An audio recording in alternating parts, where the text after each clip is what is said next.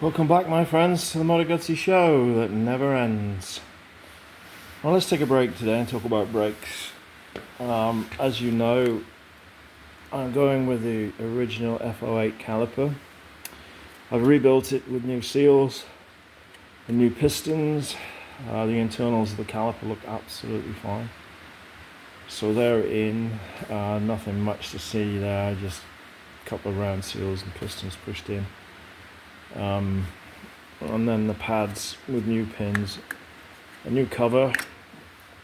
You can see the pads, new pins, everything got a little bit of copper coat on it. The backs of the pads have got a bit of copper coat on so they don't judder and to prevent any corrosion.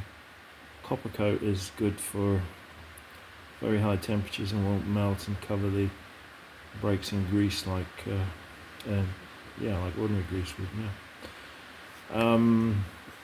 She's had new bleed nipples, two on each side, one here and one here. These early calipers had two bleed nipples, and they're notorious for breaking off because they're the small size. They're the small size, but thankfully mine were okay. The old ones came out and I got new ones to put in, like so. So that's all good to go. The disc, I've measured it, it's well within spec, and the condition is good. I wouldn't say it's excellent, but the condition is good, so we're going to give it a try. Like I said before, the other option is to put another disc on the other side, go with twin F08s, but I don't really want to do that because that's kind of adding to the cost, and this is a budget build, believe it or not. Not that any Guzzi build is a budget build because they are quite expensive, but anyway, could be worse. Anyway, we're going with that. We've got the 1/2 inch master cylinder up here, which is smaller than the original, so we're going to try that. What we need to do now is we need to make a hose to go from here to there, down onto the caliper. We're not going to have a joint in it like that, and we're not going to go with rubber, we're going to go with stainless braided, and we're going to make them ourselves. So in case you want to do this yourself and you're a little bit uncertain about it, there's really nothing to it, and I'll just run through it very quickly. Please bear in mind that I'm just filming this from my camera and I've only got one hand to show you. So let's give it a crack, eh? Alright, so got the kit. It's from Magnum and it came from good old F9. Let's have a quick slurp. I'm getting dry. Better Yorkshire tea, eh? Now then, this hose is DOT rated, so it's legal to use for non-ABS situations. Now, if you look at it, on the other side, it's got these marks. So when you want to cut the pipe, you cut it on one of these lines that go across the hose. So the ones that go across the hose, that's where you cut. So this is the end that we're starting at. So I have cut it because it wasn't cut quite square. So you cut it with a pair of cutters, and then you give it a bit of a squash, get it back around again, and then you open out the hole in the end, and with something like this, an awl or a center punch or the point of a pointy thing. Okay, so that's that. Then this is a banjo that we're going to fit, and you'll notice it's in 3 parts. There's a female part, a male part, and the banjo. So the first thing you do is you slide on the female part, which is this part here. Excuse me. Oh, bloody impossible one-handed. So you put that part on the hose, which I've already done. Okay, so you've got that there like that. And the next thing you do is you put the other part on, which is this, And you'll notice it will spread out over the pipe, over the hose, sorry, and it's also threaded, and the thread will fit in there. So we put this on. If I can get this on, it'll be a bloody miracle. Let me just hold it with this camera hand. Yeah.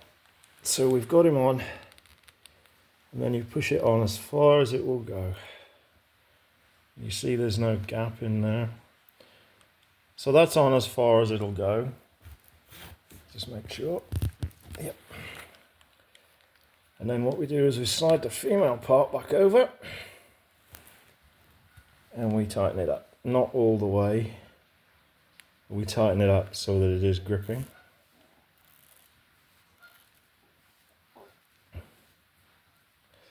Okay. And the next thing we do is we get our banjo part, and that has to screw into there like that. This is the same. So that has to screw into there, and if you can see that internal thread, that's what it engages with. So what we do is, to make it a little bit easier, we dip it into some brake fluid or tea. No, brake fluid. Dip it into some brake fluid just to lubricate it, and then we can pop it in and just keep pushing her in till she engages. What I like to do is I like to get this one started on the threads, and then I'll do that one up and I'll bring them in together. It's exactly like you do with hoses on the farm, you know. You kind of got to feel your way, because sometimes these don't want to go in. So if something starts to get hard, then you're doing something wrong. So just back it off and take a look. So these are 7/16 or 11mm. Those two. So you tighten up with those. And then there's this. I've never used one of these before, but they put this in the kit so you can clamp that on there to hold it, and you can put this in the vise. But yeah, I haven't used it yet. I just prefer to use spanners, prefer to use wrenches. Oh, and before you tighten it up fully, make sure that this is oriented the way you want it to be. Now, you can buy these, this, I think, what is it, 30 degrees bend. You can buy them straight, you can buy them with a 90, or you can buy them with a 180, so whatever you want. If it's not exactly right, don't worry, because once it's bolted in, you can just give it a tiny little tweak. As long as you don't go crazy, you're not going to hurt it. And then obviously you use your banjo bolt through there to bolt it on, and some new copper washers, which you will obviously anneal by using the jolly old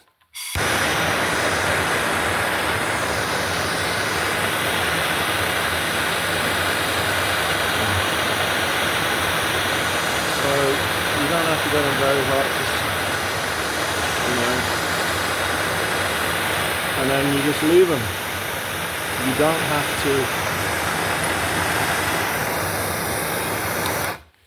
don't have to dunk them in water or tea, because the copper will anneal in air. So they're nice and soft, they're good to go. You can put them through your banjo.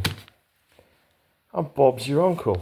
And then this will now go on the master cylinder, and then I'll put it on the bike, and then I'll mark it where I want to cut it off, and then I'll put the other banjo on, and then the job will be done, and then all we'll have to do is fit it and bleed the brakes. So there we go. DIY brake hoses. Anybody can do it. They even give you instructions, and sometimes they even read them.